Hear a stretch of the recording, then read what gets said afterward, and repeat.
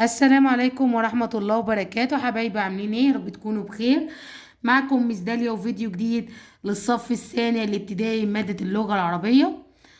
النهاردة هنحل مذكرة أساليب وتراكيب للصف الثاني الابتدائي الفصل الدراسي الثاني. تعالوا نشوف ايه هي محتويات المذكرة دي او محتويات الأساليب والتراكيب اللي هندرسها. عندنا أسلوب التعجب، علامات الترقيم، المفرد والجمع، كلمات على الوزن نفسه، المثنى، أسلوب النفي، التنوين بالفتح، أسلوب النهي، لام التعليل. وبعد كده عندنا ظرف المكان، فعل الأمر، ظرف الزمان، الشدة، الفعل الماضي والمضارع، أسلوب النداء، أسماء الإشارة، الجملة الاسمية والفعلية. تعالوا نبدأ بأول صفحة. عندنا أسلوب التعجب. عندنا نقط أسرع القطار هتبقى ما. إيه هي أداة التعجب عندنا اللي هي ما نقط البحر، مثلا ما أوسع البحر، ما أطول نهر النيل، طبعا علامة التعجب في الآخر. مثلا هنا نقول ما أجمل الحديقة، ما أروع مثلا السماء.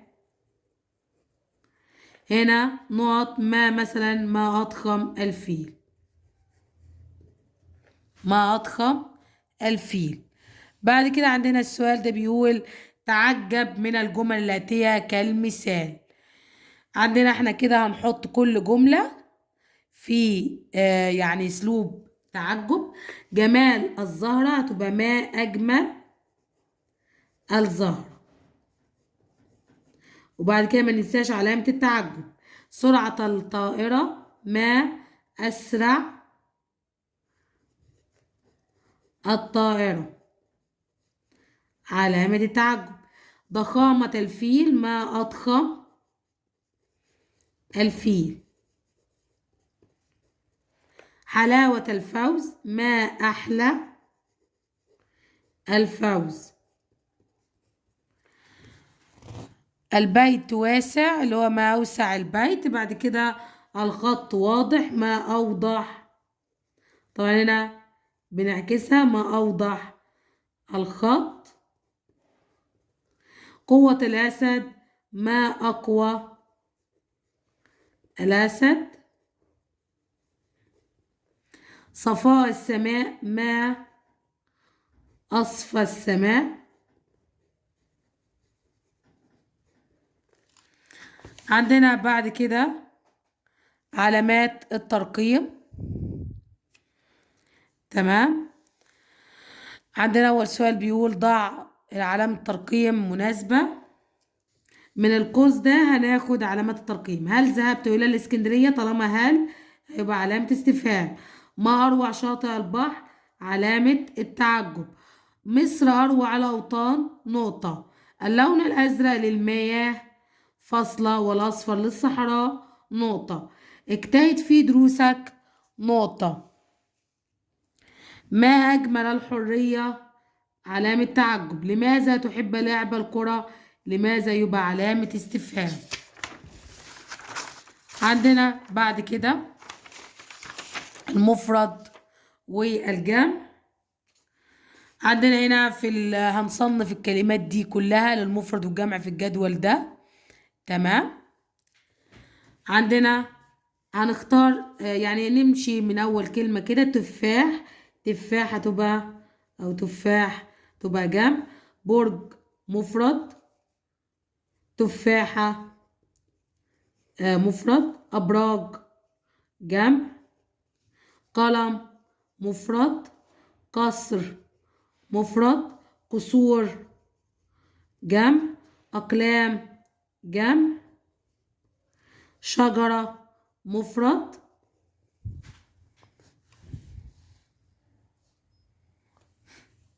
أشجار جمع. سهل مفرد. متحف مفرد.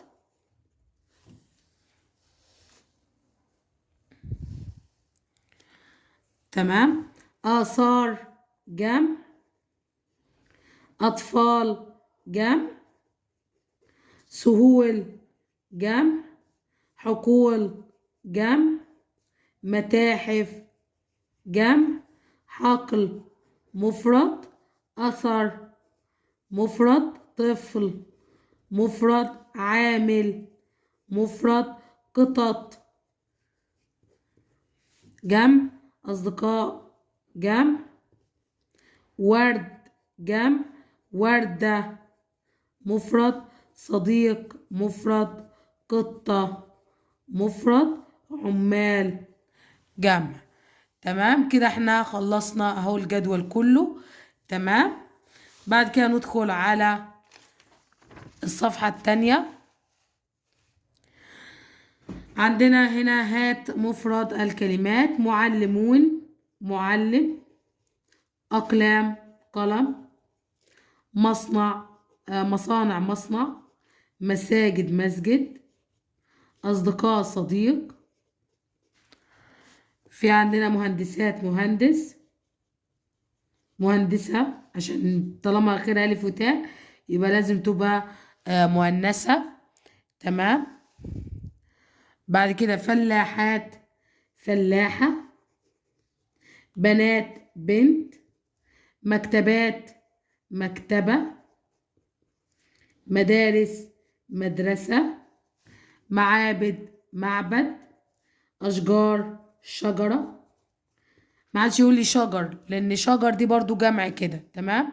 يبقى احنا كده كأننا ما عملناش حاجة. اجمع الكلمات التالية: بحر بحار، فصل فصول، فرح أفراح، الرمل الرمال، الطفل الأطفال، تلميذة تلميذات، طبيبة طبيبات. قلنا مدام آخرها تاء يبقى بنضيف ألف وتاء. شجرة أشجار، مهندسة مهندسات، معلمة معلمات. بعد كده عندنا كلمات على نفس الوزن زي قمر بشر سمر سمر شجر سحر. المشترك طبعا بين الكلمات اللي هو حرف الراء. بعد كده اختار الكلمة المناسبة: علم قلم هرم، أزهار أشجار أنهار، قصور عطور زهور، عصير زميل بعيد. بعد كده عندنا هنا بيقول وصل اللي هو الكلمات المتشابهة وكده نوصلها ببعض: تفاح تمساح، أغصان ألحان، دجاج زجاج، حمار قطار، القمر البشر. بعد كده عندنا هنا أكمل بنفس الوزن: باب حار، نام صام، قام، بعيد جميل، فريق صديق مثلا زميل، شهور عبور، ظهور مثلا عطور مثلا قصور، أشجار أقسام، ألعاب أحبال مثلا أنهار، الوردة الفصل الحبل مثلا الرمل مثلا البحر، حديقة زميلة صديقة مثلا مدينة ممكن مثلا صغيرة. في بعد كده عندنا التحليل طبعا احنا عارفين ان الالف واللام طالما دي لام شمسية هتبقى مع النون، بعد كده النون والياء مع بعض، بعد كده اللام مع لوحدها. الناس الألف واللام والنون مع بعض، النون والألف مع بعض والسين لوحدها. الألف واللام والراء في كلمة الرمل، بعد كده الراء والميم، بعد كده اللام لوحدها. الألف واللام لوحدها، الخاء والياء لوحدها، الراء لوحدها. الألف واللام لوحدها، الوجه، الواو والجيم والهاء لوحدها. الوادي الألف واللام لوحدها، الواو والألف لوحدها، والدال والياء لوحده. تمام. بعد كده عندنا هنا لاحظ وحول كالمثال، اللي هو هذا تاجر صادق، هؤلاء تجار صادقون، اللي هو بنحولها لجمع يعني. تمام. هذا طالب ماهر، هؤلاء طلاب ماهرون. هذا جبل مرتفع، تبقى هؤلاء جبال مرتفعون.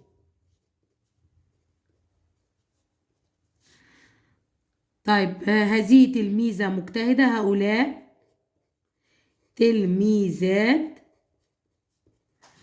مجتهدات.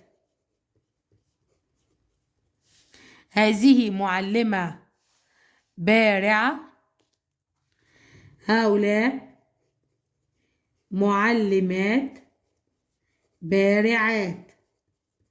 هذه فلاحة نشيطة، هؤلاء فلاحات نشيطات. هنا هنكتب نوع الأسلوب، سواء كان تعجب أو استفهام أو أمر أو نهي. لا تهمل واجبك هتبقى نهي. ما لونك المفضل استفهام، طالما آخرها علامة استفهام. ما أحسن الصدق تعجب، عشان آخرها أداة تعجب. اشرب من الماء الكثير، ده أسلوب أمر. ما أحلى الطعام الصحي تعجب، عشان آخرها علامة تعجب. هل زرت الإسكندرية استفهام. تمام. اللي بعده عندنا هنا المثنى، قلنا بنضيف ألف ولام. تمام. ألف عفوا ونون في الآخر. هنشوف الكلام. قلم زائد ألف ونون هتبقى قلمان. فصل هتبقى فصلان. شجرة شجرتان، قلنا التاء هتحول، التاء المربوطة هتبقى تاء مفتوحة ونضيف لها الألف والنون عادي جدا. وردتان. مدرستان. معلمة معلمتان. نهر هيبقى نهران. حبل حبلان. لون لونان. كرسي كرسيان. حول بعد كده الكلمة دي من مفرد إلى مثنى. وجه وجهان. عين عينان. كوكب كوكبان. هرم هرمان. تفاحة تفاحتان. وردة وردتان. عامل عاملان. بنت بنتان. بعد كده اللي بعده عندنا حول الكلمات برضو من مفرد، بس من مفرد لمثنى وجمع. هتبقى ولد ولدان أولاد. عامل عاملان عمال. وردة وردتان ورد. معلمة معلمتان، بعد كده معلمات. صديق صديقان أصدقاء. تمام. بعد كده كرسي كرسيان كراسي. بعد كده قطة، قطتان، قطط. قلم، قلمان، أقلام. بيت، بيتان، بيوت أو أبيات. شجرة، شجرتان، أشجار. بعد كده عندنا أسلوب النفي، يا إما بلم يا إما بلن زي ما احنا عارفين. تمام، بس لم للماضي ولن للمستقبل، وهما الاتنين ينفعوا للمذكر عفوا للمضارع. عندنا هننفي يا بلم يا بلن يا بلا. أذهب إلى الحفل غدا، هتبقى لن عشان خاطر مستقبل، لن أذهب إلى الحفلة غدا. أذاكر دروسي أمس، أذاكر دروسي أمس هتبقى لم أذاكر دروسي أمس. يسافر أبي الأسبوع المقبل، لن يسافر أبي الأسبوع المقبل. أصرف في تناول الطعام هتبقى لا أسرف في تناول الطعام.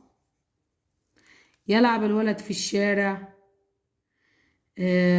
هنقول مثلا لن يلعب الولد في الشارع. استيقظ، استيقظ متأخرا بعد ذلك، لم أستيقظ. ممكن نقول لم أستيقظ أو لن أستيقظ عادي، مفيش مشكلة. لن أستيقظ، أستيقظ متأخرا بعد ذلك. عندنا بعد كده اختر أسيء إلى النيل، لم تمطر السماء بالأمس تبقى لم. يسافر أبي غدا، لن. تأكل البنت الموزة، لم. أتكاسل عن عمل الواجب، لن. عندنا بعد كده تنوين بالفتح. عندنا ضع خطا تحت كلمات المنونة بالفتح. عندنا رجلا، وسماعا، سيارة، نهرا، صيفا، سمكا، مديرا، شتاء. تمام. بعد كده عندنا اللي بعده أضف تنوين بالفتح للكلمات، تبقى شبكة، صيادا، مزارعا، شتاء، فتاة، صيفا، ماء، فصلا.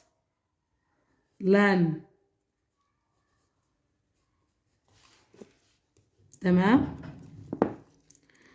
طيب عندنا بعد كده هنلاحظ الألف، تمام، اللي هي الألف المد.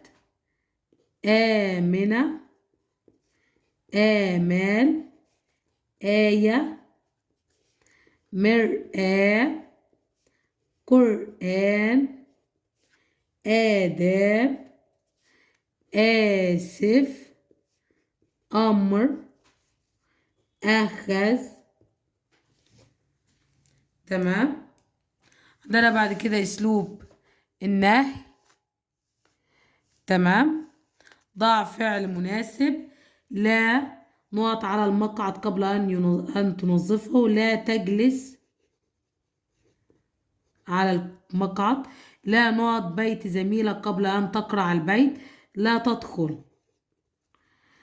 عندنا لا نقط قبل أن تتوضأ. لا تصلي. بعد كده هنا أسلوب النهي. تمام. عندنا قبل أن تنظف أسنانك مثلا لا تنام. بعد كده نقط قبل أن تتعلم القيادة لا تقود. قبل أن تستأذن والديك لا تخرج مثلا. تمام. بعد كده هنا هنعمله بقى مع زميلنا، بس هنعمله احنا دلوقتي. قطف الأزهار الحديقة. لا تقطف أزهار الحديقة. طرح أوراق على الأرض. لا تطرح أوراق على الأرض. ترك الصنبور مفتوحا. لا تترك الصنبور مفتوحا. بعد كده عندنا هنا لام التعليل. صل كل جملة بالسبب. ذهبت أمي إلى المتجر لتشتري الحليب. يذهب مروان إلى المكتبة ليقرأ كتابا مفيدا. أكلت طعاما صحيا ليصبح جسمي قويا. جلست الجدة على الكرسي لتسترح من التعب. بعد كده هنا ضع سؤالا. عندنا نقط. رميت القمامة في السلة لأحافظ على المكان. لماذا رميت القمامة في السلة؟ اشتريت حليبا. لماذا اشتريت الحليب؟ لأصنع كعكة. ذهبت إلى النادي لأحضر التمرين. لماذا ذهبت إلى النادي؟ بعد كده عندنا ظرف المكان. ضع ظرف المكان في السياق المناسب. يسير الجنود خلف القائد. تقع الإسكندرية شمال مصر. المعلم يتنقل بين التلاميذ. تقع مدينة أسوان جنوب مصر. عندنا هنا جنوب مصر. بعد كده قابلت زميلي عند المدرسة. يجري الشرطي مثلا هنقول خلف مثلا اللص. أقف على يمين الإمام.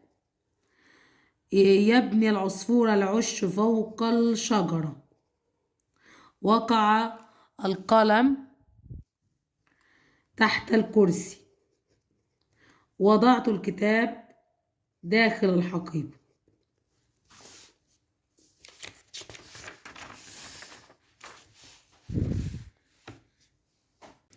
بعد كده ندخل في فعل الأمر. عندنا ذهب مروان إلى الحديقة. اذهب إلى الحديقة. رسم أحمد شجرة. ارسم شجرة. طبعا بنحذف أحمد. ذاكرت مها دروسها. ذاكري دروسك. ركب محمد القطار. اركب القطار. بعد كده عندنا احترم الوالدين. تمام. احترم الوالدين هتبقى احترام الوالدين هتبقى احترم الوالدين. مساعدة المحتاجين. ساعد المحتاجين. هنا اصلا الفعل يعني اللي هو محذوف، فخلاص مش لازم فيها حاجة تاني. المحافظة على نظافة الفناء، حافظ، عندنا هنا حافظ على نظافة الفناء. رتب كلمات كل سطر لتكون أسلوب أمر. عندنا المزدحمة عن ابتعد الأماكن، ابتعد عن الأماكن المزدحمة. قبل اغسلي يدك الأكل وبعده، يبقى اغسلي يدك قبل الأكل وبعده.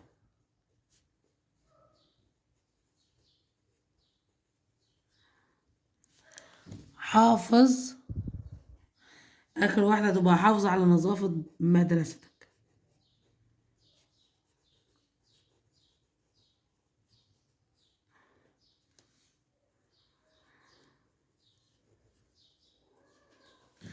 بعد كده هندخل على الصفحة اللي بعده، ظرف زمان. تمام، هنا هنضع ظرف الزمان المناسب. تظهر الشمس في السماء صباح. أذهب إلى الفصل بعد طابور الصباح. أتناول طعام العشاء مثلا مساء. أغسل أسناني قبل النوم. أذهب إلى البحر صيف. تمطر السماء شتاء. تتفتح الأزهار ربيعا. تمام، اللي بعدها ضع خط تحت الظرف وحدد نوعه. أتناول طعام الغداء عصرا. عصرا دي هنا ظرف زمان. جلست فوق الكرسي. فوق دي مكان. يجري الشرطي خلف اللص. خلف دي مكان. نضيع المصابيح ليلا زمان. تمام، اللي بعد كده هنا اللي هو ضع خط تحت النوع الصحيح، اللي هي الكلمات اللي بالباهت دي شوية، دي هنشوف النوع بتاعها. الأرض تدور حول نفسها، دي ظرف مكان. المطر في الشتاء، جر ومجرور. المعلم بين تلاميذه، ظرف مكان. يطير الطائر بجناحيه، جر ومجرور. تمام، بعد كده عندنا تقف العصافير فوق الأغصان. فوق ظرف مكان. يستريح العاملون من التعب. من التعب جر ومجرور. الدجاجة في المزرعة، جر ومجرور. القرى وسط الملعب، ظرف مكان. موعد الاجتماع ظهرا، دي كده ظرف زمان. القائد أمام الجنود، ظرف مكان. تمام، بعد كده عندنا ضع خط تحت الظرف وبين نوعه. تشرق الشمس صباحا. صباحا دي عندنا دي ظرف زمان. وصل عمي أمس، هتبقى ظرف زمان برضو. تمام، بعد كده عندنا هنا يستيقظ والدي قبل الفجر. قبل هنا ظرف زمان. قابلت صديقي قبل المدرسة. قبل المدرسة برضو ظرف زمان. ينتشر أبو قردان وسط الحقول. وسط ظرف مكان. تعطلت السيارة في منتصف الطريق، دي كده في منتصف الطريق مكان، ظرف مكان يعني. سمعت صوت البلبل منتصف الليل. منتصف الليل كده هيبقى ظرف زمان. تمام. بعد كده هنا عندنا حدد الظرف واذكر نوعه. جلس التلميذ يمين الباب. هنا عندنا الظرف اللي هو يمين، وعندنا نوع اللي هو ظرف مكان. ظرف مكان. وصلت مساء. وصلت مساء. مساء هنا هتبقى زمان. تناولت وجبة الغداء عصرا. عصرا، ودي هتبقى زمان برضو. اختفت الطائرة بين السحاب. بين، وده هيبقى مكان. تمام. بعد كده عندنا ظروف الزمان والمكان من اللي قلنا الأسماء. يدل ظرف الزمان على الوقت. يدل ظرف المكان على المكان. تستخدم أداة الاستفهام في السؤال عن ظرف الزمان. وتستخدم أداة الاستفهام في السؤال عن ظرف المكان. هنا عندنا ظرف الزمان قلنا اللي هي متى، وهنا المكان اللي هي أين. ودي طبعا أخدناها احنا اللي هي متى للزمان وأين للمكان. تمام. نشوف اللي بعدها.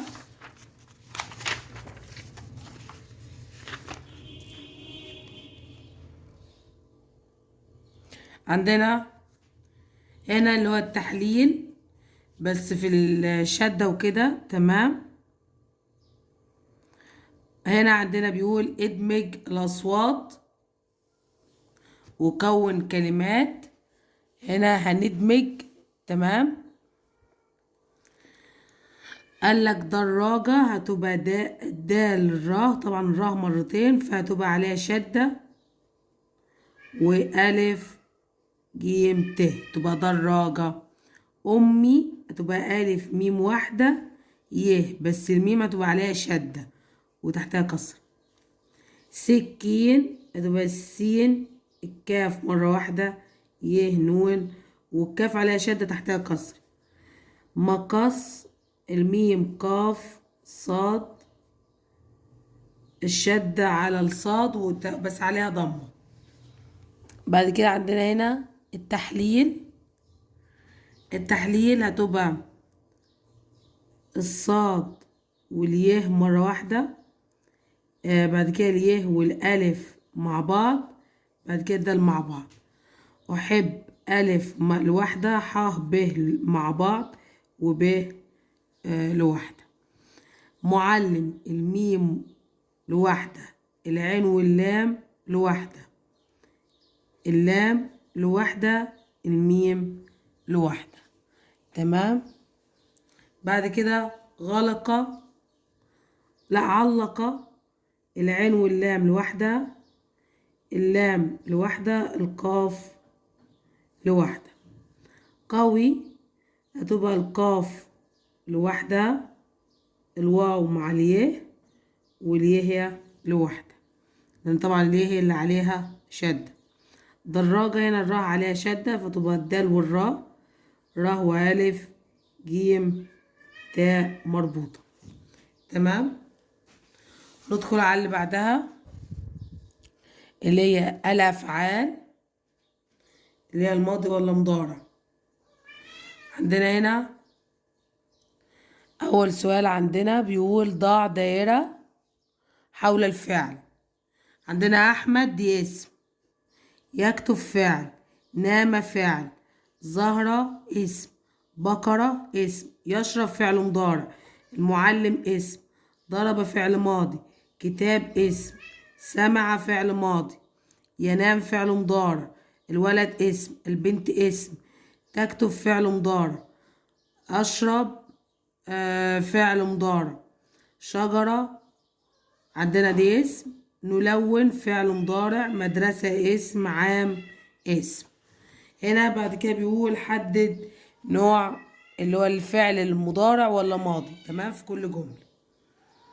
ذهب أحمد إلى القاهرة، ذهب دي تبقى ماضي. نزور جدتي كل يوم، نزور مضارع. عاد أبي من العمل، عاد ماضي. أحب صديقي كريم، مضارع أحب. خرج أبي إلى العمل، خرج ماضي. قرأت قصتين بالأمس، ماضي قرأت.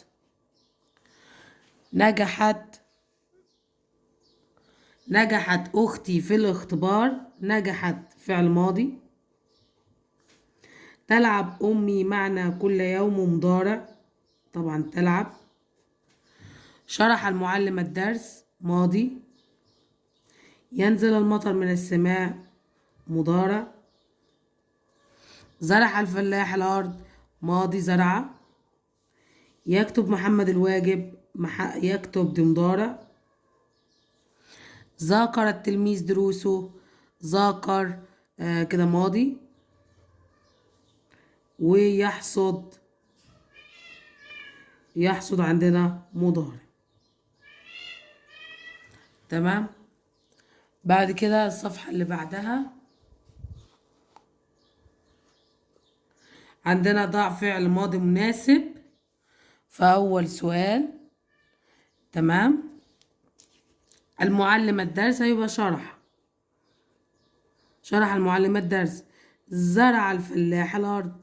كريم التفاحة أكل كريم التفاح. أحمد إلى إيطاليا سافر. الولد بالقلم كتب، الولد بالقلم. التلميذ إلى المدرسة ذهب. طيب عندنا بعد كده بيقول ضع بقى فعل مضارع. نقط البنت بالكرة تبقى تلعب. الأم تحب أولادها مثلا. الأولاد بالكرة مثلا تلعب الأولاد بالكرة. نقط من النوم مبكرا.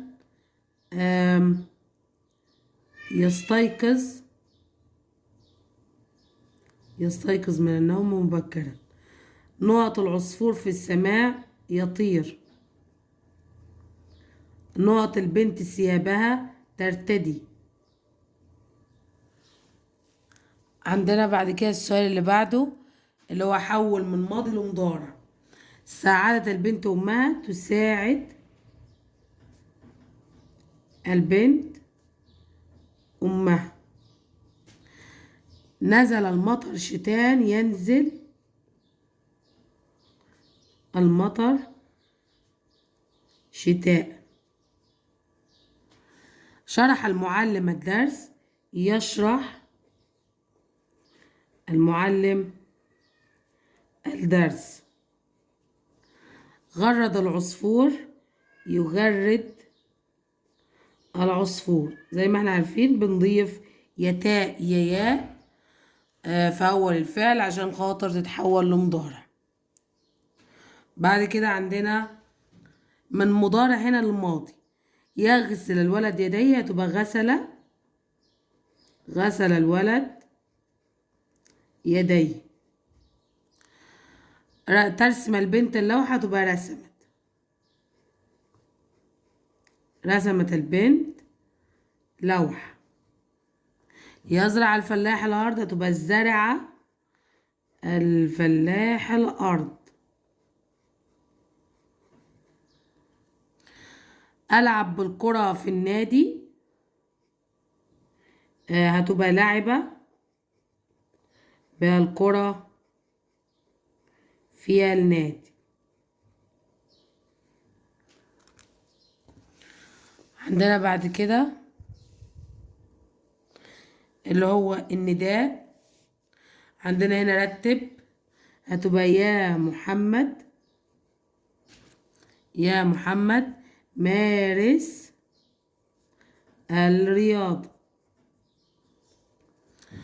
يا يا أنا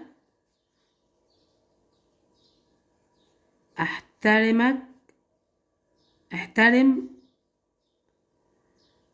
يا معلمي أنا أحترمك.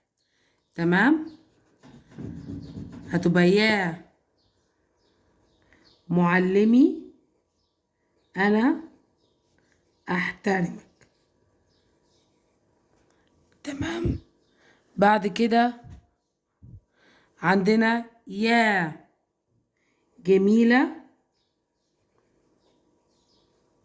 رتبي المنزل. بعد كده هنا هنكون اسلوب نداء. منى لا تلعبي في الشارع، هتبقى يا منى لا تلعبي في الشارع. لا تلوث البيئة، يا أمير هتبقى يا أمير لا تلوث البيئة.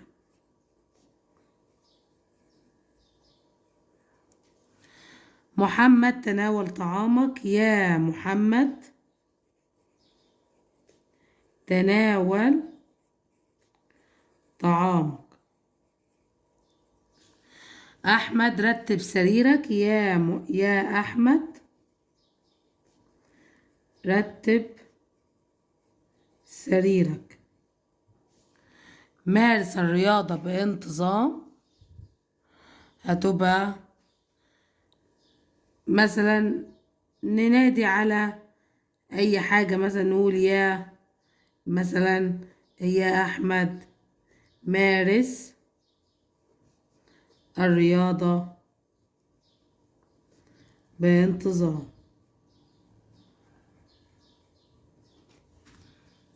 بعد كده هنا هنعمل اللي بعده برضو، هنحوله من اسلوب نداء. ممارسة الرياضة بانتظام، مثلا نقول برضو نفس الكلام، يا أحمد مارس الرياضة بانتظام.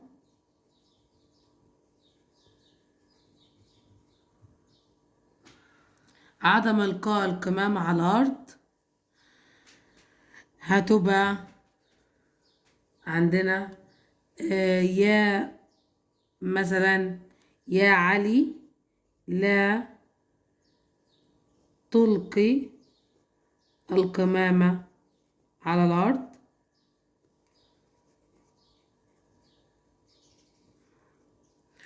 عدم الإسراف في استخدام الماء، مثلا هنقول يا عبير لا تسرفي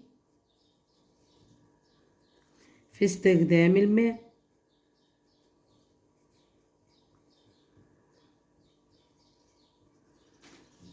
في بعد كده الاهتمام بنظافة الفصل، مثلا مثلا يا تلاميذ اهتموا بنظافة الفصل. تمام. نيجي بعد كده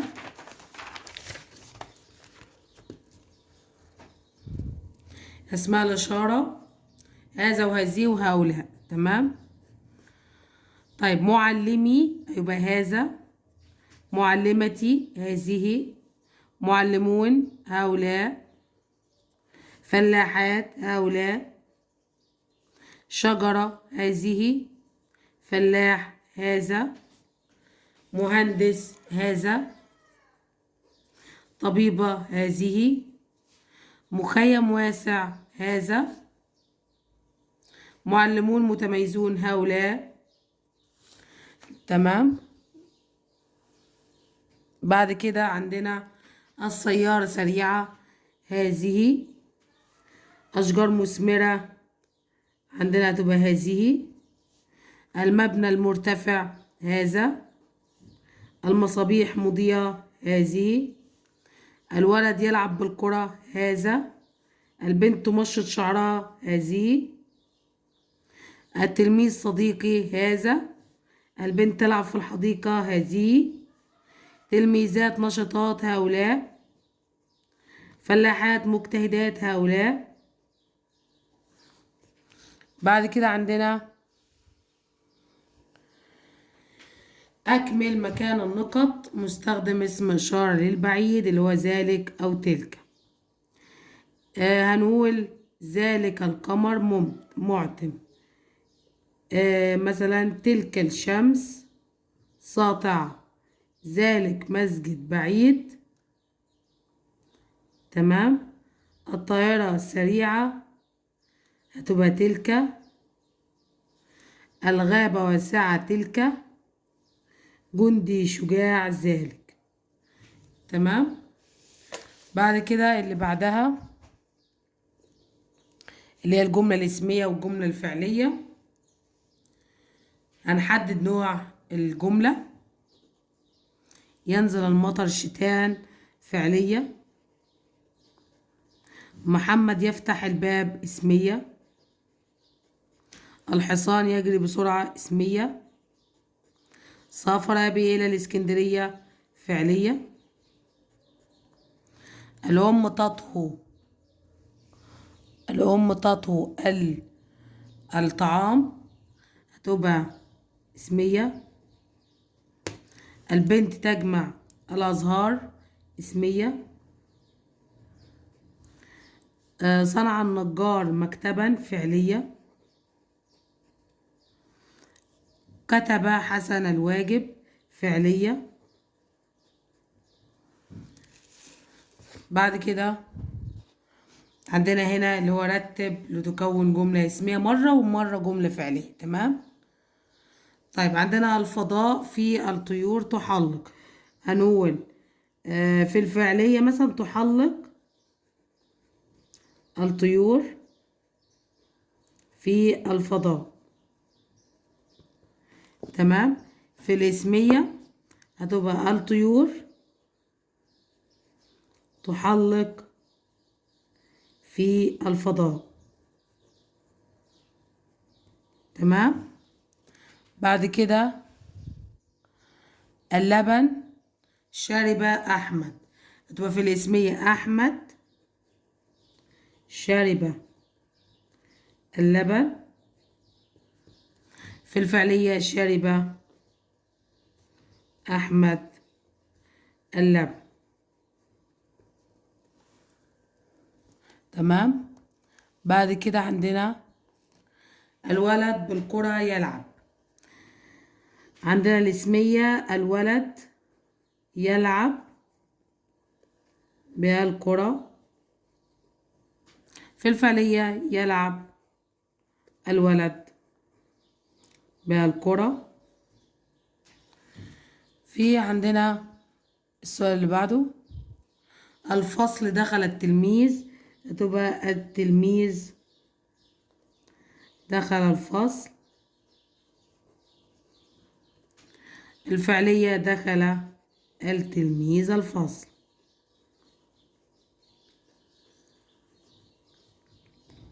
تمام.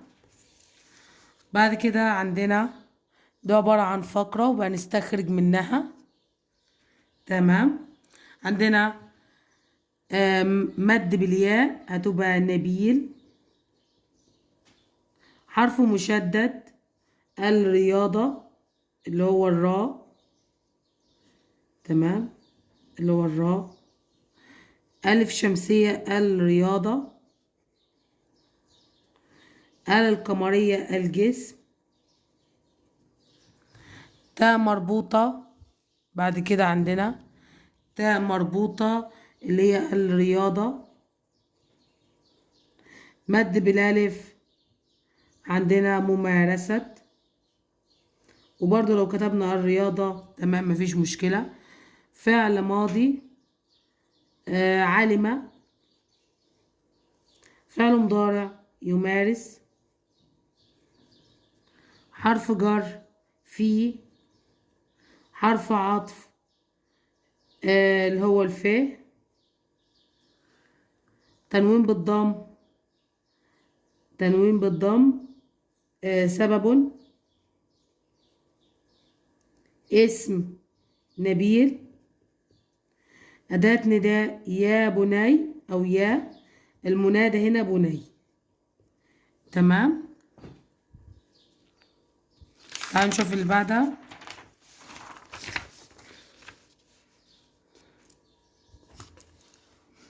عندنا اللي هو وضع الحرف المناسب. ذهب التلميذ للمدرسة، إلى المدرسة. تمام. إلى المدرسة ليتعلم. اشتريت من المكتبة أقلاما ودفاتر جديدة. أزال الفلاح الجسر وقام بفتح لا. تمام. وقام بفتح المجرى ليسقي الحقل. تمام. يبقى أزال الفلاح الجسر وقام بفتح مجرى الماء ليسقي الحقل. بعد كده عندنا اللي بعده بيقول لك حول المفرد لجمع واكتبه في جملة. تلميذة تبقى تلاميذ. مثلا ذهب التلاميذ إلى المدرسة. بعد كده اللي بعدها قصة تبقى قصص. قرأت قصص كثيرة.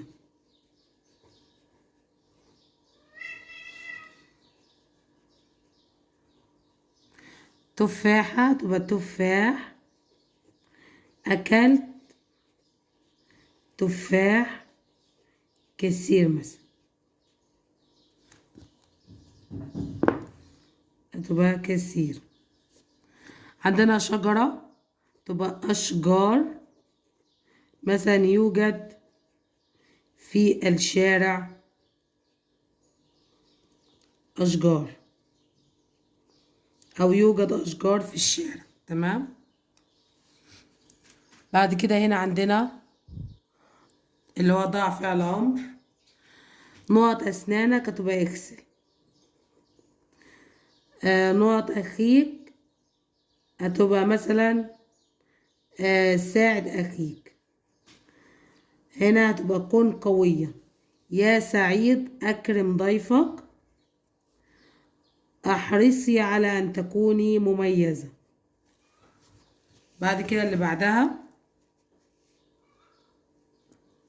هنا اللي هو برضو فقرة وهنستخرج منها. الشمسية اللي هي النيل. القمرية المتوسط والبحر برضو. مد بالالف. مد بالالف اللي هي ماءه. مد بالياء رشيد. حرف جر إلى. حرف عطف ثم. مفرد نهر. مثنى فرعي. تمام. عندنا بعد كده اختر. وضعت الكتاب داخل الحقيبة. المصري القديم لا يلوث ماء النيل. نحن نؤذي الحيوانات. الشارعان نظيفان. بعد كده هنا هنصوب. بعد كده هنعيد كتابة الجملة بعد التصويب. هنا هتبقى رسمت بالتاء المفتوحة مش بالمربوطة. هند خريطة. خريطة ناقصلها ياء. بعد كده مصر. قرأ حازم قصص. تبقى قرأ حازم قصص في مكتبة بالتاء المربوطة المدرسة. لونت آية بالمد طبعا ألف المد صورة الفيل. في عندنا بعد كده عندنا اللي هو أكمل. ما أجمل منظر الحقول، علامة ترقيم اللي هو التعجب. أداة نفي، يحضر صديقي أمس، هتبقى لم. نقط تقع أسوان في جنوب مصر، أداة استفهام اللي هو أين. نقط نشيطان ومثنى، الولدان، الولدان نشيطان. جلس التلميذ فوق الكرسي. محدش يكتب على الكرسي لأن ساعتها تبقى جر ومجرور مش ظرف مكان. تمام. بعد كده عندنا هنا انصح صديقك. صديقك يكذب في حديثه، لا تكذب في حديثك. صديقك يقطف الأزهار، لا تقطف الأزهار. صديقك يضرب الحيوانات، لا تضرب الحيوانات. صديقك يضيع وقته في اللعب، لا تضيع وقتك في اللعب.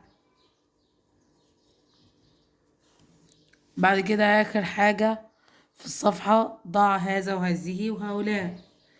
تلاميذ هتبقى هؤلاء، كتاب هيبقى هذا، زهرة هتبقى هذه، نمور مفترسة هتبقى هذه.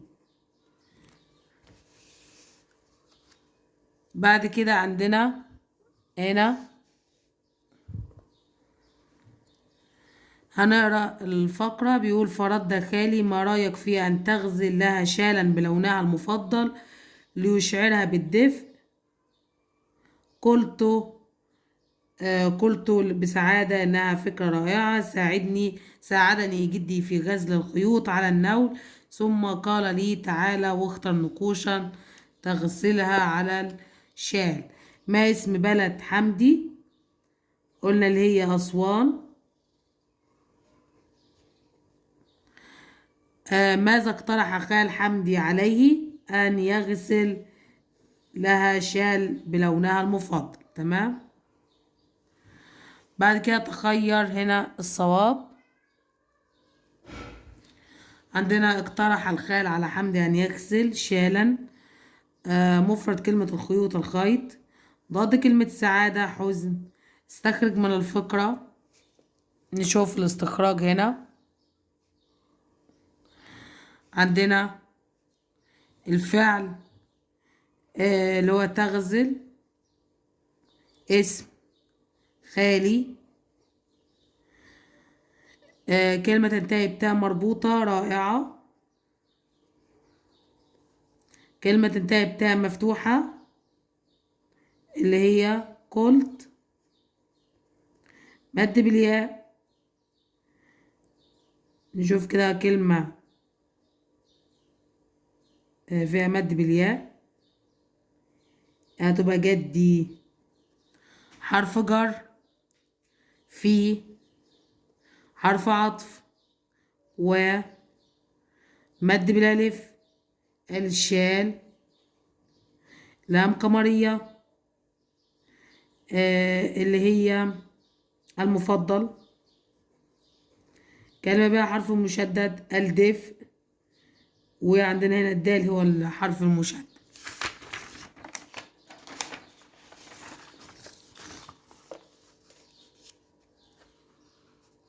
عندنا هنا أكمل الجمل بفعل مناسب. نقط أبي من العمل متأخرا، هتبقى رجع أو عادة، مفيش مشكلة، ممكن نكتبها عادة أبي من العمل متأخرا. نقط الصياد السمكة، اصطاد الصياد السمكة. نقط النوافذ ليتجدد الهواء، نفتح النوافذ ليتجدد الهواء. نقط للمعلم وفيه التبجيل اللي هي قف. نقط المصريون السد العالي بنى. نقط الرئيس الضيوف مثلا أكرم. نقط المعلم الدرس بمهارة شرح. نقط الطبيب المرضى عالج.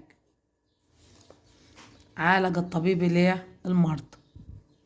بعد كده عندنا رتب هنا، عندنا الجمل دي كلها هنرتبها. الفرقة مسرحا في جهازة كبيرا الحي، هتبقى جهزت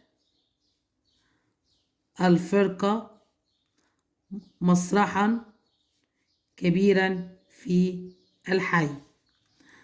الفرقة مسرحيات تعرض متنوعة، تعرض الفرقة مسرحيات متنوعة. ممكن برضو نخليها جملة اسمية اللي هي الفرقة تعرض مسرحيات متنوعة. الممثلون لغة تعلم الإشارة، تعلم الممثلون لغة الإشارة. عندنا الفرقة بنجاح المسرحية قدمت الأطفال وسعد، قدمت الفرقة المسرحية بنجاح وسعد الأطفال. في بعد كده هنا اللي هي أكمل. لغة الإشارة هي طريقة التواصل عبر الإشارات أو عبر الجسم. حركات الأصابع لتوضح الأرقام والحروف. حركة الجسم للتعبير عن اللي هو التعابير. تمام. بعد كده عندنا اللي بعدها، جاءت فرقة مسرحية إلى المدرسة وجهزت مسرحا كبيرا. غلط، هي إلى الحي. الفرقة المسرحية تعرض مسرحية لأطفال مستشفى الأورام. غلط. لغة الإشارة هي طريقة التواصل غير الصوتي. صح. تم عرض المسرحية وقضى الأطفال وقتا ممتعا. صح. تمام. بعد كده عندنا الجملة اللي بعدها، عندنا بما شعر كريم. قلنا اللي هو شعر بالبرودة. تمام. شعر بالبرد، فجمع بعض الأغصان. تمام. ليشعر بدفاعه. يبقى عندنا شعر بالبرد دي أول حاجة. بعد كده ماذا فعل كريم ليستدفى، اللي هو جمع الأغصان. ما الأصوات التي سمعها كريم، اللي هو الأصوات يا كريم يا كريم، حد بينادم عليه، تنادي. تمام. دي رقم 3. عندنا بعد كده تخير الصواب. ضد كلمة الغروب الشروق. يا كريم يا كريم اسلوب نداء طبعا. كيف عثرتم علي اسلوب استفهام عشان خاطر كيف. بعد كده عندنا هنا من قال يا كريم يا كريم، اللي هو أصدقائه.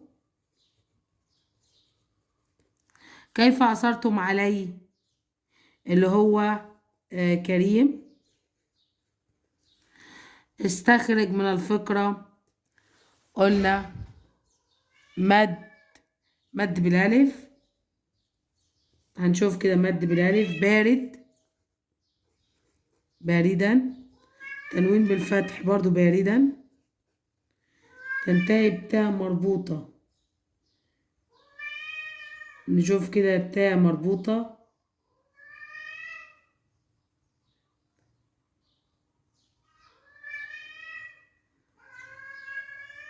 طيب نشوف مد بالياء.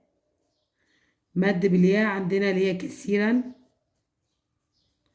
ظرف زمان اللي هي الغروب.